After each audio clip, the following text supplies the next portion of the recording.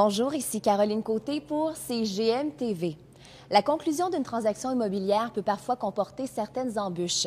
La propriété peut être victime de l'usure du temps, de propriétaires négligents ou d'une situation géographique défavorable, ce qui rend sa vente plus difficile. Dans la conférence intitulée « Tests importants en immobilier, air, environnement, pyrite, vermiculite, moisissure, ocre ferreuse », Guy Forêt, président de Multitest, nous apporte des éclaircissements sur ces éléments essentiels. CGM TV le rencontre aujourd'hui. Bonjour, Monsieur Forêt. Merci d'être avec nous aujourd'hui. Bonjour, ça me fait plaisir. Dites-nous tout d'abord, pourquoi le test environnemental est-il de plus en plus exigé? Et je dirais que depuis 10 à 30 ans, il est de plus en plus exigé à cause de la conscience que les gens en ont, l'importance de la qualité de l'environnement, les inspecteurs qui sont très sensibilisés et le font, cette sensibilisation-là, au niveau de leurs clients acheteurs. Et on entend de plus en plus parler du test de pyrite. Donc, en quoi ça consiste et quels sont les impacts sur la propriété et sa valeur lorsqu'on en retrouve? Principalement, il s'agit de vérifier la qualité de la pierre concassée sous le plancher de ciment du sous-sol, ainsi que sous le plancher de ciment, la dalle de béton, au garage. Si cette pierre est de bonne qualité, la pyrite qui est à l'intérieur de la roche ne pourra pas réagir. Mais si elle est de faible qualité, l'impact de l'humidité dans le sol naturel peut faire en sorte que le remblai va se gonfler, pousser verticalement sur le plancher de ciment, donc vers le haut, provoquer des fissures avec des bosses sur le plancher de ciment.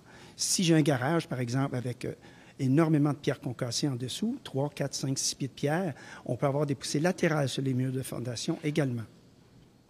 Et depuis quelques années, les médias relatent des problèmes reliés à l'amiante dans des maisons. Il y a également la vermiculite. Donc, quels problèmes ces composantes peuvent causer et que doit-on faire dans le cas où nous sommes en présence de ces isolants-là, oui?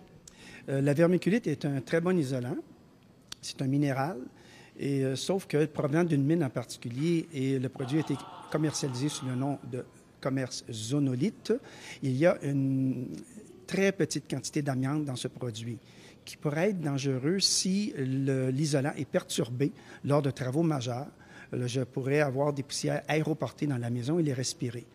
Mais normalement, ce n'est pas le cas. Donc, ce n'est pas dangereux dans la maison habituellement parce que c'est confiné dans le grenier. Et finalement, il y a aussi de plus en plus de cas d'ocre ferreuse. Alors, quels sont les secteurs plus à risque et qu'est-ce qu'on doit faire si on en trouve chez soi? Le problème survient principalement dans les secteurs où on a un sol sablonneux et le problème sera exacerbé si j'ai une nappe phréatique qui est haute.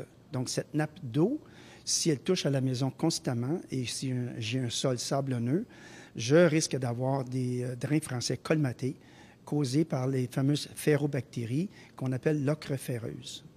Il y a des secteurs un peu plus prisés au niveau de l'ocre ferreuse. Quels sont-ils? Sur la Rive-Sud, par exemple, Saint-Amable est un cas typique. Il y a des nappes phréatiques très hautes et un sol sablonneux. Sur la Rive-Nord, beaucoup plus que sur la Rive-Sud ou à Montréal. Je vous dirais qu'à Saint-Lazare, à l'ouest de l'île de Montréal, c'est un autre endroit particulièrement important. Mais je limiterai cela sur la Rive-Sud à très peu d'endroits, parce qu'on a un sol argileux qui n'est pas problématique. À Montréal, c'est la même chose. Bien, merci beaucoup, M. Forêt, de nous avoir éclairé sur ces divers sujets. Vous êtes bienvenue. Nous espérons que cette capsule vous aidera à bien gérer ces situations afin de donner l'heure juste à vos clients.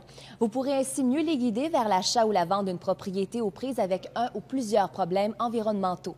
Et pour bien faire cela, nous vous encourageons à communiquer au préalable avec des spécialistes comme Guy Forêt de Multitest. C'était Caroline Côté pour CGM TV. À très bientôt.